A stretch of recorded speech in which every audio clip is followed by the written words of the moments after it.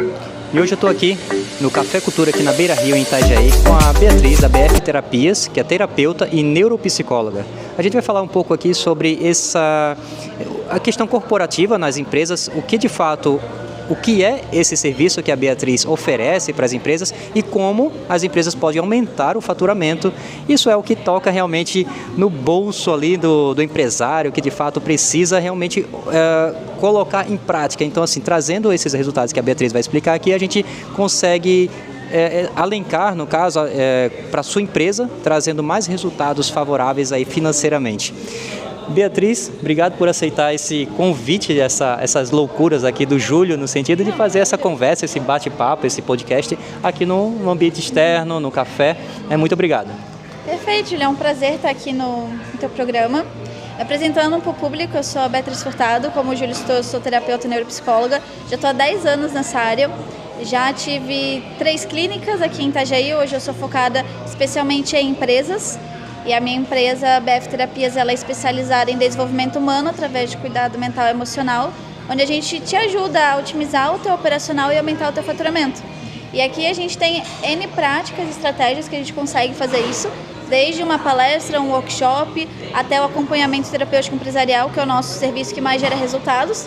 E vamos explorar um pouquinho esse mundo, vamos saber as dúvidas que o teu público tem, Júlio. Beatriz, na realidade a dúvida já começa por mim aqui. Como é que tu entrou nessa área de terapias para cuidar de pessoas? Porque é algo realmente difícil de fazer. Normalmente a gente, a humanidade, está acostumado a trabalhar com os objetos, no caso, o carro, tudo mais. Porém, por trás de tudo isso, tem pessoas. Os que fazem os carros, os que fazem as indústrias, tudo mais movimentarem. Isso, trazer essa importância para esse público é muito bacana. Parabéns por isso. Então, como é que tu entrou nessa questão de querer ajudar pessoas? Perfeito, vamos lá. A minha história com a terapia, ela iniciou lá no ensino médio, onde eu estava no terceirão, onde eu estava naquele período de Enem, vestibular, o que você vai fazer da vida. Eu tive muita pressão de família, amigos da escola, minha própria pressão também, porque eu já estava no mercado de trabalho como jovem aprendiz na época. Então, estudava de manhã, trabalhava de tarde, à noite fazia 2 e 3 cursos, um de inglês e o outro de desenvolvimento. Então, foi tanta pressão que eu acabei desencadeando uma ansiedade, uma pré-depressão. Naquele momento eu não sabia, ninguém ao meu redor sabia, ninguém tinha conhecimento. E foi através de pessoas que eu conheci, que eles já eram mais velhos do que eu, assim. Na época eu estava com 16, 17 anos, eu conheci pessoas que tinham lá seus 35 anos, eram já terapeutas, já estavam nesse caminho, e eles começaram a me explicar.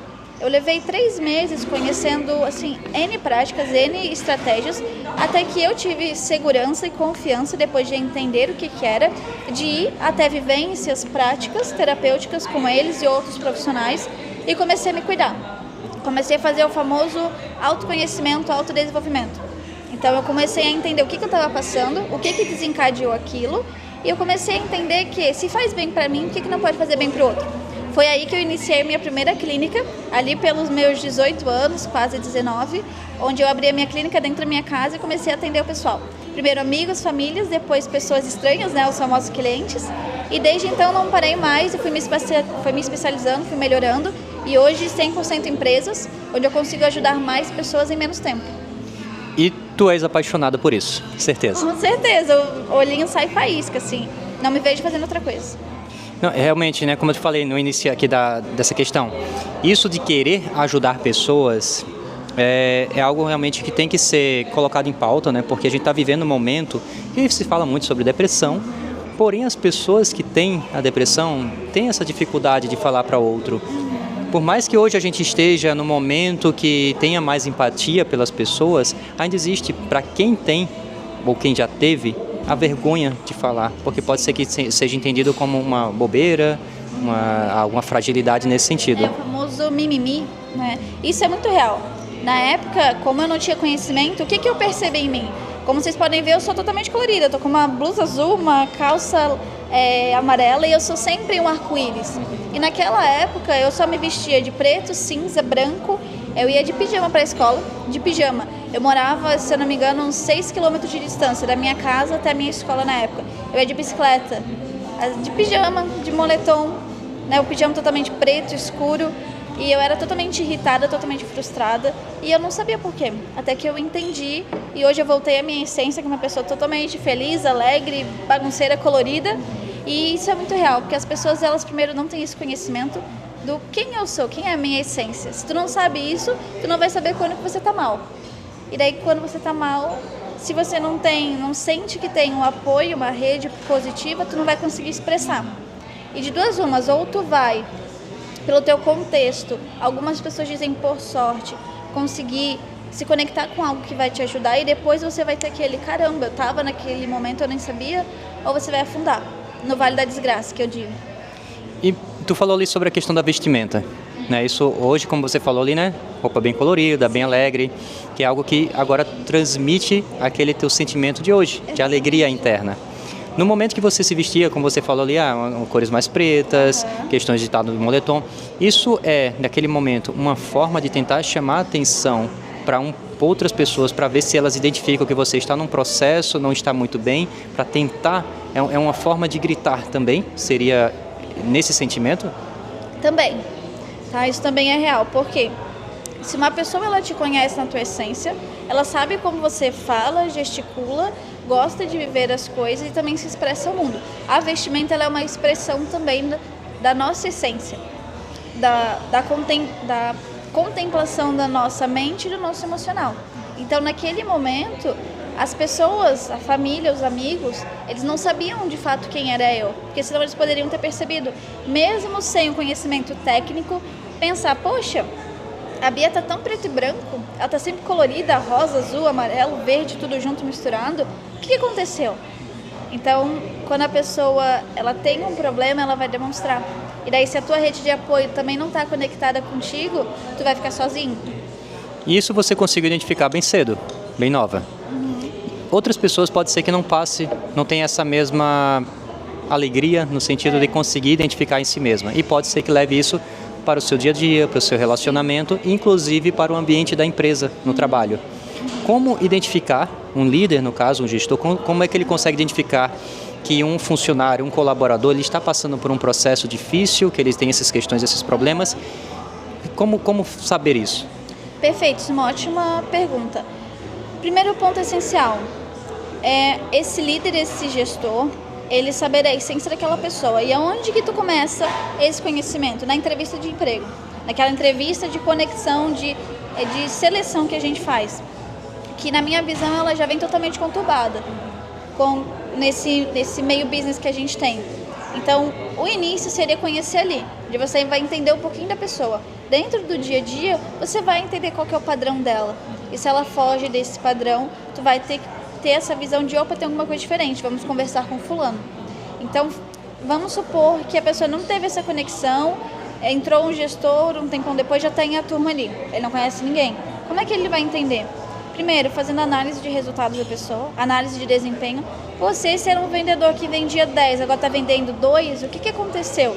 Não é o mundo, não é o sistema político, é aquela pessoa interna. É crença de merecimento, é aborrecimento com a esposa, é um filho que está doente. Então, primeiro perceber essa questão técnica, essa análise ali dos números, ver essa alteração. Depois, tu vai ver o relacionamento dele com os outros e dele consigo mesmo. Então, como que ele está se vestindo, como que ele está se portando, ele está com a postura boa, ele está mole, ele está capenga, ele está caído, ele está todo amassado, o cabelo todo desarrumado. E daí tu vai ver se ele está com raiva, se ele está sendo grosso, se ele está sendo estúpido, se ele faz muito sarcasmo dentro do ambiente de trabalho. Tem momentos e momentos. Não significa que um colaborador não pode ir no happy hour e ficar brincando com um colega, e ficar zoando e etc, como dizem. Mas dentro de momentos específicos não se faz. Ou pegar algo que você sabe que vai machucar o outro. Exemplo, um colaborador magrinho e o outro mais cheinho. Se o magro chamar o outro de gordo, provavelmente ele vai se ofender. Se ele não estiver bem com aquilo, se ele estiver passando um processo de cuidado. Então, pegar esses pontos é essencial. E aí vem uma necessidade de fazer um alinhamento com essa equipe como um todo e também com essa pessoa. E aplicar os testes de comportamento, que é algo que eu sempre levo nas empresas. Testar o comportamento e o temperamento das pessoas. E se não for só o colaborador que esteja passando por esse processo, seja o próprio líder, que com certeza vai influenciar em todas as outras atividades da empresa. como identificar isso e o que pode ser feito para melhorar esse relacionamento, essa questão emocional, essa questão interna do próprio líder e o gestor. Perfeito. No caso, tu está trazendo a hipótese de um colaborador identificar isso no seu líder. Exatamente isso. Perfeito. Vai ser o mesmo esquema que eu acabei de falar. O colaborador ele vai ter uma conexão com aquele líder. Se for uma conexão compreensiva, assertiva, permissiva, ele vai conseguir ter um pouquinho mais de abertura de identificar aqueles padrões, de entender que aquele gestor, o que ele sempre faz? Ele vem dar um bom dia, ele toma o seu café, ele brinca com o pessoal, ele fala parabéns pelo dia anterior, ou ele é o tipo de pessoa que ele só passa reto, bate a porta, dá um xingão em todo mundo. Então, primeiro entender a base. Mas, Bia, o que é uma base? Olha o que ele mais faz, qual que é o padrão mais visível dele. A partir disso, tu consegue ter uma base das mudanças dele. E assim, o que o colaborador pode fazer?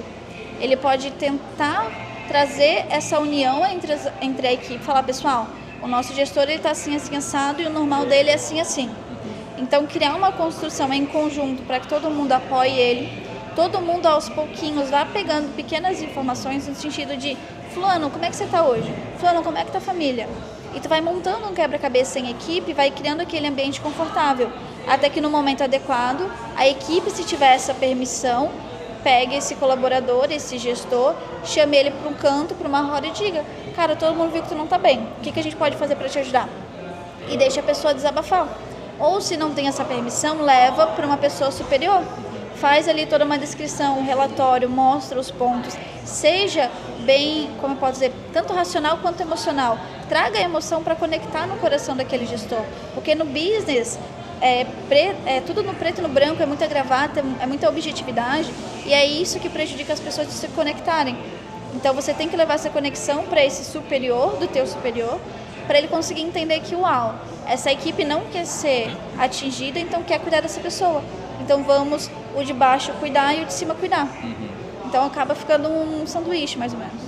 E assim, a gente sabe que, por mais que na teoria é legal que fosse assim dessa forma, porém às vezes, a gente sabe que às vezes tem uns líderes que são chefes. E aí tem esse receio do próprio colaborador falar alguma coisa, se posicionar para que não tenha represália contra ele. Sim.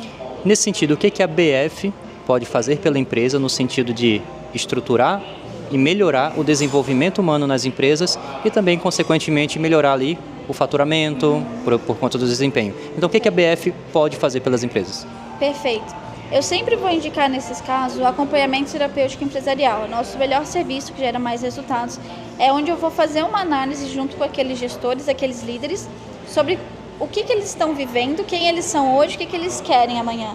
E o que é importante para ambos. Aquela pessoa que está, aquela laranjinha podre que a gente diz, e as laranjas boas. Então, com isso, a gente vai ter uma análise geral daquele todo e a gente vai conseguir, depende também do tamanho da empresa. Vou dar um exemplo. Uma empresa pequena de até 10 colaboradores, a gente consegue fazer um processo mais individual, onde a gente vai trabalhar primeiro a essência, a base da empresa com os líderes ou os donos ou a pessoa que for o responsável, vai estruturar aquela base e vai jogar isso para a equipe. E nesse momento onde a gente começa a jorrar essa nova essência, essa nova organização, a gente começa a trazer o individual.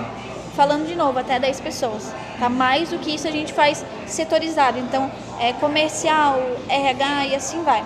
Então, nesse individual, a gente entende a dor daquela pessoa, primeiro através de uma pesquisa de comportamento, uma pesquisa de satisfação, de pontos de melhoria e pontos que estão ok ali dentro. A gente faz essa análise e pega um a um individual. Beleza, essa foi tua opinião na pesquisa. O que mais pode me trazer? Como que você precisa de ajuda? É deixar explícito que aquela pessoa, junto a minha terapeuta responsável naquele momento, tem um ambiente seguro para ela falar, caramba, Bia, isso aqui foi por causa disso, disso, disso. Foi aquela pessoa que falou outra coisa, foi aquele dia que meu filho não estava bem. Então, até 10 pessoas a gente faz o processo individual, mais disso a gente faz em grupo, e se tiver alguém que naquele grupo precisa de um apoio mais específico, a gente tira ele do bando, deixa ele de ladinho e conversa com aquela pessoa, nivela ela e devolve, e sobe todo mundo junto, porque assim a gente consegue mostrar para aquele colaborador que ele tem importância, que ele tem uma relevância boa ali dentro, e que o resultado que ele quer é uma falta de engajamento de ambos, da empresa e dele. E assim, uma coisa que eu trago muito é o sonho em comum. Então, vou até dar um exemplo de um cliente meu. O que eles fizeram? Ele é uma empresa de gestor de finanças, certo? Ele gera as finanças de outras empresas. Ele fez esse sonho em comum com a equipe e ele descobriu que um sonho em comum de uma colaboradora era ter um carro. Ela falou, chefe, daqui a um ano, em 2025, eu quero ter um carro novo, eu quero um carro X. Ele falou, beleza, fulano, então vamos sentar junto. O que eu preciso te dar para você conquistar o carro? O que eu preciso receber para eu conquistar esse carro contigo? Criaram ali uma linha de raciocínio em conjunto, estão trabalhando. Então, todo o resultado que vem não é para o bolso do colaborador ou para o bolso do dono da empresa, é para aquele carro. Então, ela ficou muito mais feliz, muito mais engajada. Isso é um exemplo, claro. E tem outras formas também que a gente pode aproveitar. Bacana. Beatriz, quero agradecer a tua participação aqui nesse podcast e quero também deixar um momento aqui para você fazer um convite para as pessoas que querem entrar em contato contigo, que conseguiram assim identificar que de fato precisam de uma ajuda nesse desenvolvimento humano dentro das empresas, que realmente elas consigam alcançar os objetivos cujos quais elas estão determinadas a alcançar, mas por questões internas, questões emocionais, não está conseguindo evoluir dentro das suas empresas. Então, deixo aqui para você fazer um convite para as pessoas. Gratidão, Júlio, de novo por essa entrevista, por esse momento. E, pessoal, para vocês que querem conhecer um pouquinho mais da nossa empresa, vocês podem me chamar direto no meu WhatsApp, 479-9937-6333, e o meu Instagram é Beatriz Furtado _terapeuta, ok? E para vocês que querem levar esse desenvolvimento, querem entender qual que é a melhor jornada para vocês, a gente sempre monta uma proposta totalmente personalizada dentro das tuas dores, da tua necessidade, ok? Então venham conversar, venham tirar suas dúvidas, estamos de portas abertas para vocês.